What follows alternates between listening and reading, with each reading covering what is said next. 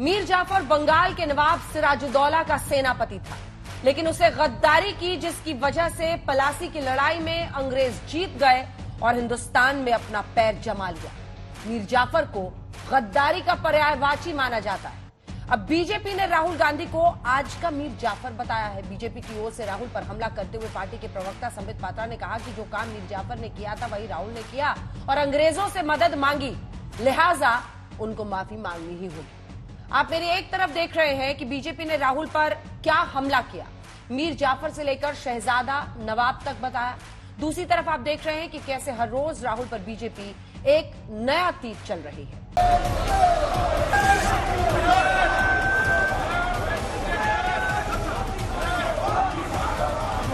एक सदस्य आप भी विराजिए।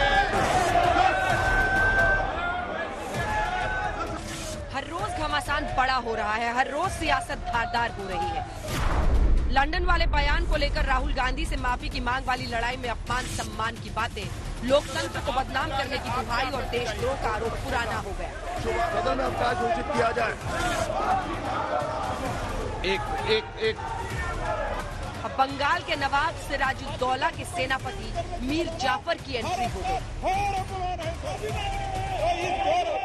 It would not be an aberration to say that Rahul Gandhi is the present day Mir Jafar of Indian polity.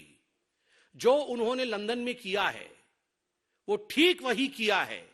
शहजादा नवाब बनना चाहता है और शहजादे ने ईस्ट इंडिया कंपनी की मदद मांगी है नवाब बनने के लिए। मीर जाफर को माफी मांगनी ही पड़ेगी। जिस दिन राहुल गांधी गौतम अडानी का नाम लेना बंद कर देंगे उस दिन राहुल गांधी इनके निशाने पे नहीं रहेंगे। एक दोस्त को बचाने के लिए शाह, शहनशाह, सारे वजीर, सारे प्रवक्ता सुबह सुबह आ जाते हैं।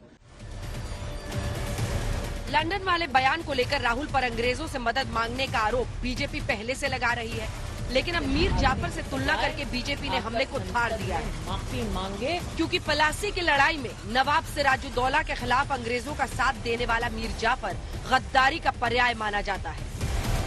अब बीजेपी कह रही है कि जनता का आदेश है, राहुल को माफी मांगनी ही पड़ेगी। हिंदुस्तान के एक साधारण जनता के रूप में ये आदेश देते हैं, ये डिमांड करते हैं कि यू हैव टू अपोलोजाइज। आपको माफी मांगना ही चाहिए और मांगना ही पड़ेगा, क्योंकि आपने हिंदुस्तान को अपमानित किया है, हिंदुस्तान को बदनाम करने का काम किया है और ये अधिकार आपको हिंदुस्तान की जनता ने नहीं दिया है। माफी मांगने का तो सवाल नहीं है, बार बार वो पूछते रहेंगे, हम उसको नकारते रहेंगे। उसमें कोई माने नहीं है कि होना बोल के इशू को डाइवर्ट करने के लिए कर रहे हैं। राहुल से माफी की मांग का शोर हर दिन संसद में भी सुनाई दे रहा है। दूसरी ओर अडानी पर जेपीसी की मांग को लेकर कांग्रेस समेत पूरे विपक्ष की मोर्चेबंदी जारी। हम तो चाहते हैं बजट का महत्वपूर्ण सेशन है, चर्चा हो, सब कुछ हो, राहुल जी जल्द माफी मांगे और सदन चले।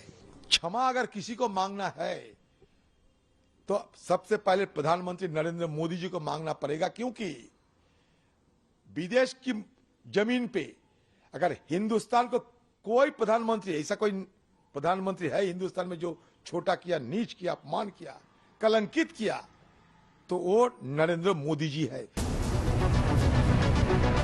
दिन बीत रहा है, हंगामा जारी है, संसद ठप है, न सत्ता पक्ष झुकने के लिए तैयार है, न विपक्ष रुकने के लिए तैयार। न राहुल गांधी माफी मांग रहे हैं और न ही सरकार अडानी पर जेपीसी के लिए तैयार है। राहुल गांधी संसद में बोलने पर अड़े हैं, लेकिन संसद है कि चल ही नहीं रही है ना शुद्ध 100% सियासत। आज तक ब्यूरो।